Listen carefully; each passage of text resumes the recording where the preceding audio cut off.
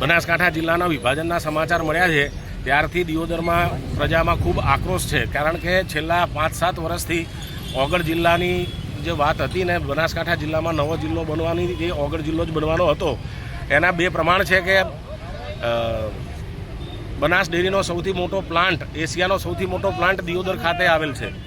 એટલે એ વખતે બી સરકારની ગણતરી એ જ હતી કે ભવિષ્યમાં દિયોદર એનું મુખ્ય મથક થાય અને જિલ્લો વિભાજિત થાય, ઓગળ જિલ્લો બને.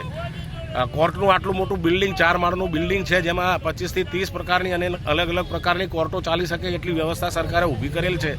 એ બી ભવિષ્યમાં આ જિલ્લાનું મથક બનવાનું છે એમ ગણતરી રાખીને કરેલી. ઓગળ જિલ્લાનો સર્વે થઈ ગયેલો, ઓગળની થળીમાં જગ્યામાં ક્યાં કેટલા હેક્ટર સરકારી જમીન છે, કેટલા હેક્ટર ક્યાં વ્યવસ્થા થઈ શકે એમ છે, ક્યાં કઈ કચેરી બનશે, એ આખો સર્વે, આખી ફાઇલ સરકારમાં તૈયાર હતી.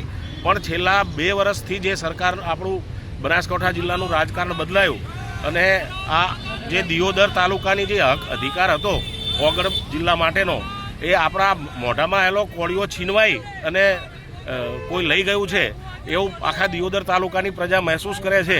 આ માગને સમર્થન આપે છે અને તમામ તાલુકાઓની જનતાની માગણી છે કે ઓગળ જિલ્લો ડિક્લેર થાય. ને એનું મહત્વનું કારણ એ છે કે ભૌગોલિક રીતે આ બાજુના 7 તાલુકાની મધ્યમાં, કેન્દ્રમાં દિયોદર તાલુકો આવે છે અને ઓગળની જગ્યા એના કેન્દ્રમાં આવે છે.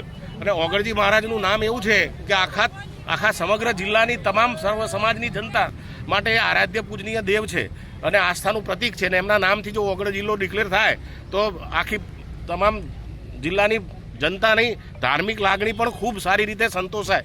એટલે તમામ લોકોની એ જ માગ છે. અહીંયા હું તમને બતાવવા માગું છું કે અહીંયા અમે જે સૂચિત ઓગળ જિલ્લો છે એનો નકશો બહાર પાછળ લગાડેલો છે.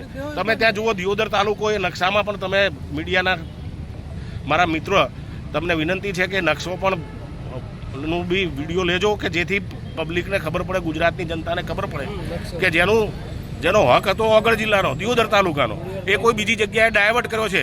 અને વગર કોઈને પૂછે આખા બનાસકાંઠામાં લગભગ 10-12 ધારાસભ્યો હશે. એ કોઈ ધારાસભ્યને સંકલન કર્યા વગર સરકારે એમને બધાથી ખાનગી રાખીને નિર્ણય કર્યો. ખાનગીમાં નિર્ણય ક્યારે કરવામાં આવે કે ખોટો કરવાનું હોય તો. સાચો નિર્ણય કરવો હોત તો બધાને પહેલાં પૂછીને, બધાને માહિતી આપીને, બધાના અભિપ્રાયો લઈને નિર્ણય કર્યો હોત ને. આ જિલ્લા બાબત કોઈ ધારાસભ્યને જ ખબર નથી, કલેક્ટરને ખબર નથી, કઈ રીતે નિર્ણય થઈ.